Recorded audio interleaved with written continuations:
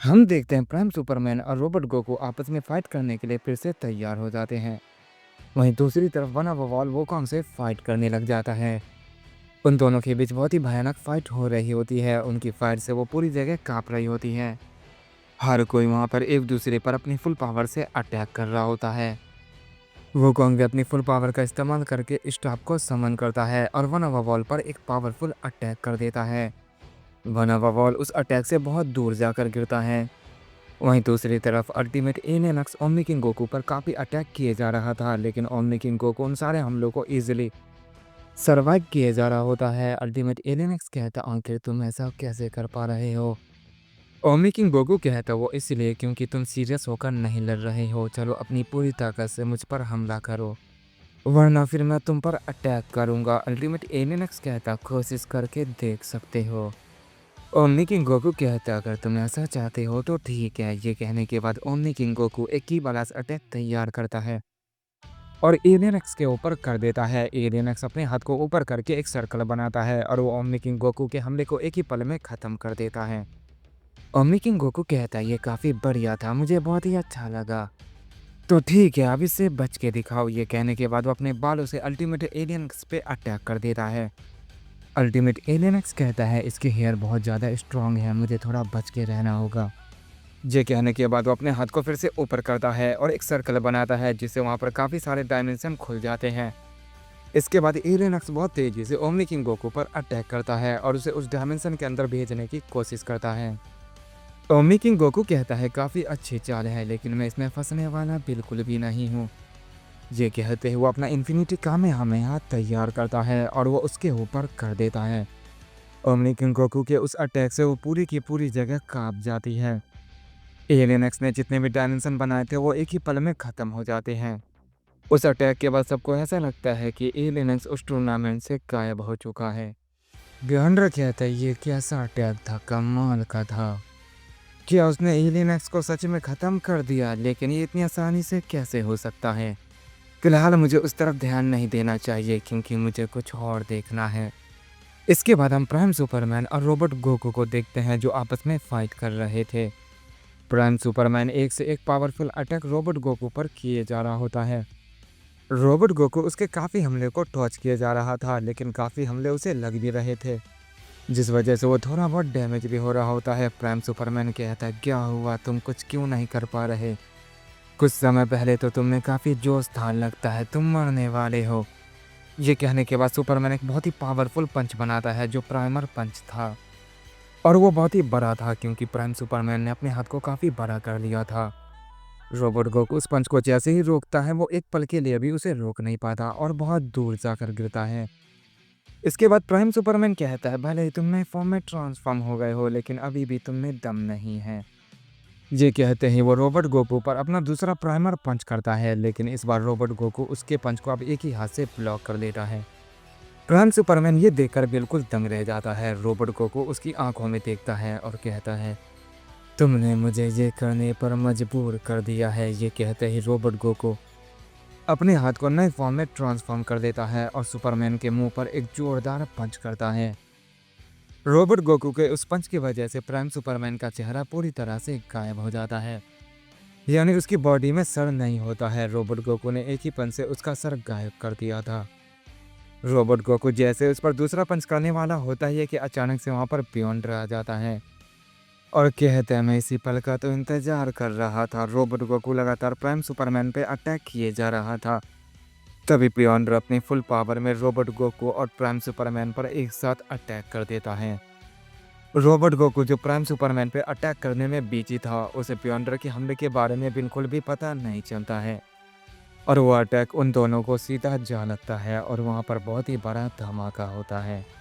डियोंड्रा कहता है, मैंने जितना सोचा था वो उससे काफ़ी आसान निकला। आखिरकार मैंने उन दोनों को एक साथ ख़त्म कर दिया। वन अब ऑल कहता है, क्या वो उसने किया? अगर ऐसा है तो तुम्हें मारने के बाद मैं उसे ख़त्म कर दूंगा। ये कहते ही वो वुकोंग पर एक अटैक कर देता है, जो बहुत ही ज़्यादा पावरफुल था, जिससे वुकोंग काफ़ी डैमेज हो जाता है। इसके बाद वो वुकोंग की स्टाफ को उठाता है और उसकी स्टाफ से उस पर ही अटैक कर देता है, जिससे वुकोंग काफ़ी दूर जाकर गिरता है। इसके बाद वो वुकोंग की स्टार से बियॉन्डर पे भी एक बहुत ही पावरफुल अटैक कर देता है। उस अटैक से बियॉन्डर के 2 टुकड़े हो जाते हैं। इसके बाद वो दूसरा अटैक जैसे ही करने वाला होता है, वो स्टाफ उसके हाथ से छूट जाती है और वो सीधा वुकोंग के पास आ जाती है। वुकोंग उस स्टाफ से वन ओवरऑल पे अटैक करता है, लेकिन वन ओवरऑल उस अटैक को डॉज कर देता है और वो अटैक फिर से बियॉन्डर को जा लगता है और वो और भी ज़्यादा डैमेज हो जाता है। बियॉन्डर कहता है इनके अटैक तो बहुत ज़्यादा पावरफुल है, मैं इनका मुकाबला नहीं कर सकता हूँ।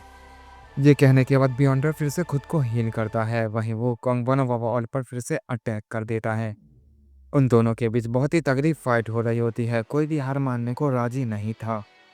इसके बाद हम रोबोट गोकू को देखते हैं, जो बियॉन्डर के अटैक से बच गया था, लेकिन वह बहुत बुरी तरह से घायल हो गया था। पर वो अपनी फाइनल पावर में फिर से आ जाता है, जिससे वो बिल्कुल ठीक हो जाता है। वहीं प्राइम सुपरमैन अभी भी डैमेज पड़ा हुआ था, क्योंकि रोबोट गोकू ने उसे बहुत बुरी तरह से घायल कर दिया था। वो उसकी गर्दन पकड़ लेता है और उसे खड़ा करके कहता है, तो बताओ तुम मुझसे अभी भी लड़ना चाहते हो? इस पर प्राइम सुपरमैन कहता है, मैं तुम्हें मारना चाहता हूँ। वहीं बियॉन्डर भी ये देख रहा था। वो कहता, आखिर ये दोनों कैसे बच गए? मैंने उन पर अपना सबसे पावरफुल अटैक किया था।